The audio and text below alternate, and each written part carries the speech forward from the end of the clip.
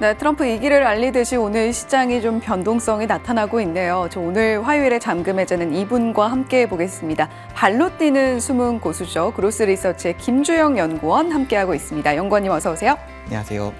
네, 연구원님과 잠시 후에 종목들 열어보기로 하겠고요. 머니맵 먼저 살펴보고 오겠습니다.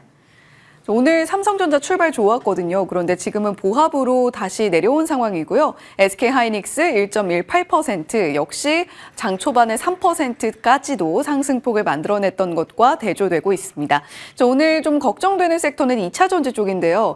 지금 그린뉴딜 끝났다 이런 코멘트와 함께 셀 3사도 모두 급락 그리고 어제 6% 오름세를 보여줬던 에코프로비엠도 현재는 8.48% 급락세 시현하고 있습니다. 엔캠도 말씀드리는 가운데 7% 넘게 빠지고 있네요. 지금 섹터 전반적으로 분위기가 좋은 쪽은 조선해운, 우주항공, 방산 이렇게 보여지고 있습니다. 네, 머니맵 살펴보고 왔고요. 오늘 김주영 연구원님과 함께 우리가 어떤 종목들 좀 찾아보면서 이 시간을 또 걸어 나가야 될까 고민이 되는 요즘입니다. 자, 첫 번째 잠금 해제 종목 바로 열어볼게요.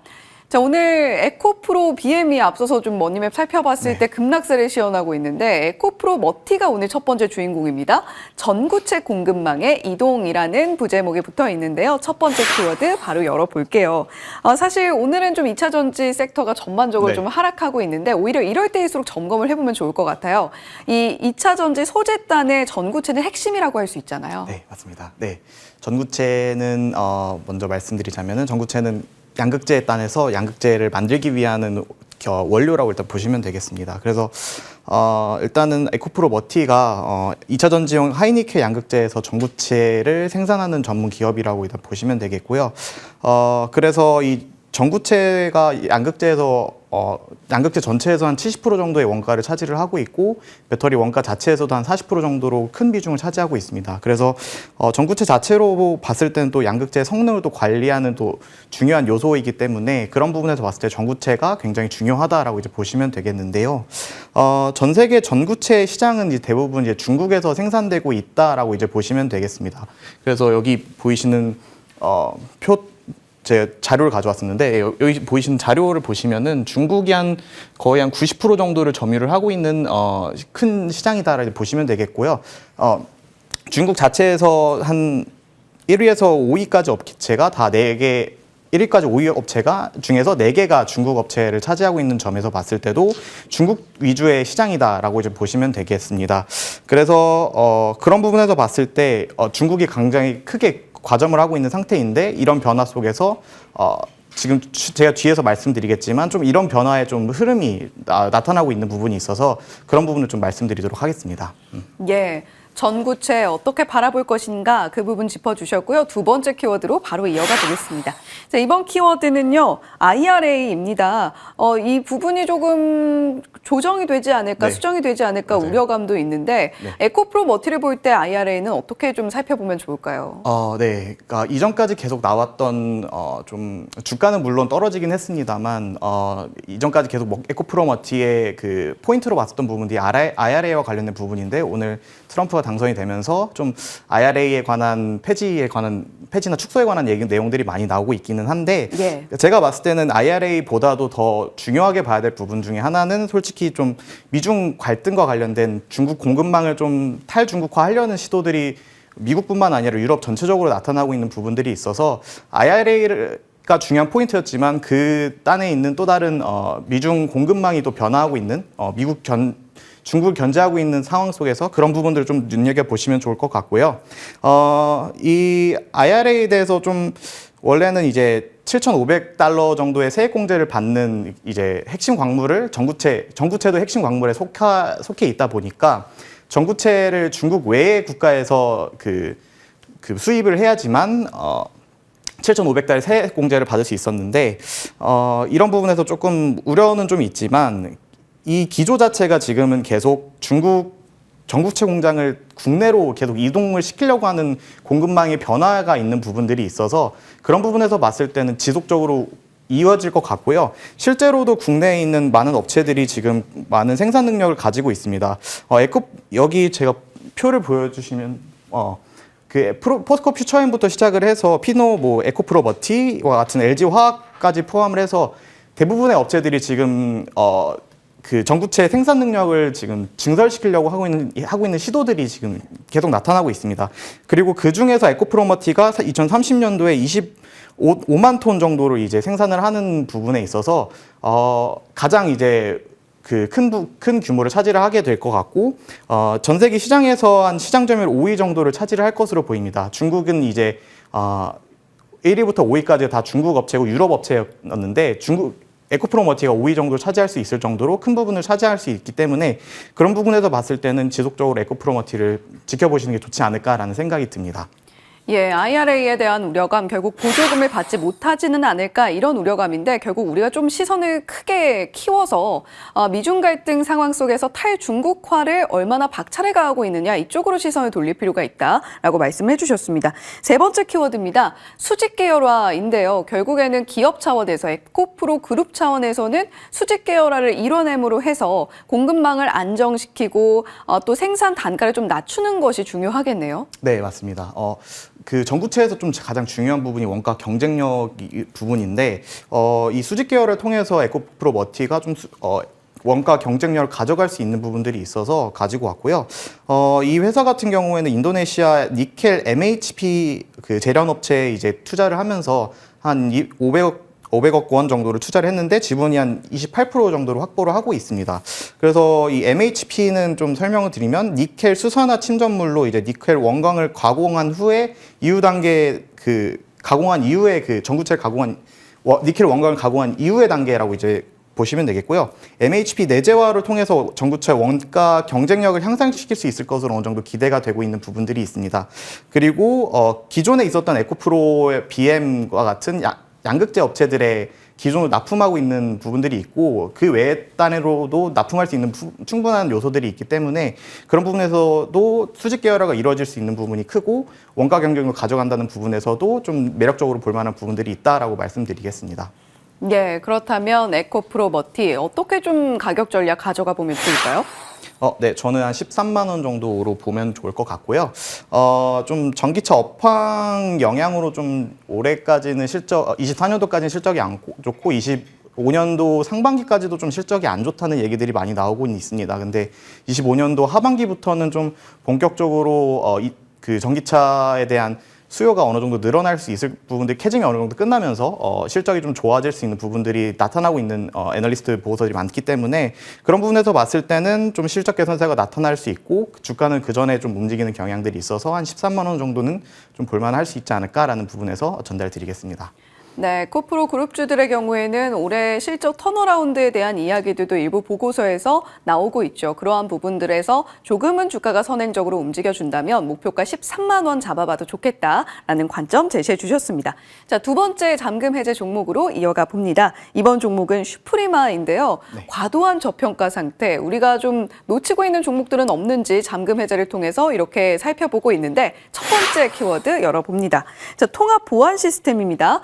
통합 보안 시스템 안에서 이 슈프리마의 입지는 어느 정도 될까요?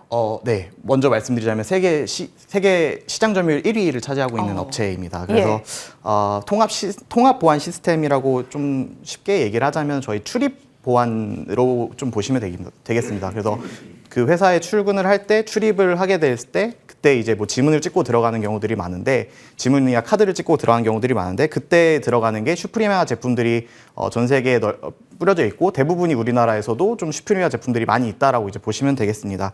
그래서 이 통합 보안 시장 같은 경우에는 좀 그 기업이나 공공기관의 브랜드나 이미지와 관련되어 있는 부분들이 많고 또 신뢰도와 또 연결이 돼 있는 부분들이 많다 보니까 그런 부분에서 봤을 때는 좀 하이엔드 제품들을 수요하는 경향들이 좀 높아지고 있는 추세에 있습니다.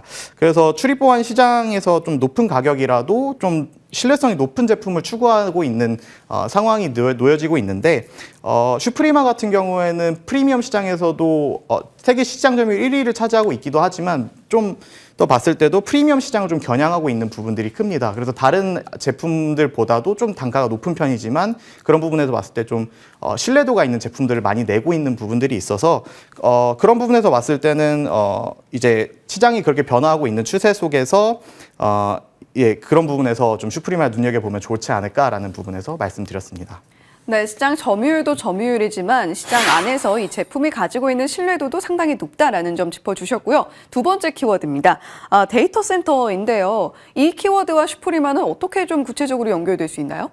네, 데이터 센터에 직접적으로 지금 들어가고 있는 상황입니다. 그래서 데이터 센터 같은 경우에는 좀 그 신뢰도, 그 보안 레벨이 가장 높은 곳 중에 하나에 속합니다. 그래서 가격이 조금 비싸더라도 좀 좋은 제품들을 사려는 경향들이 있고, 그 이미 한번 구축이 돼서 들어가게 되면은 좀 바꾸려고 하지 않는 경향들이 좀 있는 편인데, 슈프리마가 20년도에 처음으로 이곳을 이제 뚫고 들어가서 데이터 센터에 직접적으로 납품을 하고 있습니다. 그래서 옆에 보시는 저희 자료가 보시면 20년도에 매출액이 한 6억 원 정도 수준이었지만, 한 24년도 한 80억 원 정도 수준으로 기대할 수 있을 정도로 지속적으로 그 데이터 센터로 들어가고 있는 점유율을 높아가고 있고 매출액도 늘어나고 있는 추세라고 이제 보시면 되겠고요.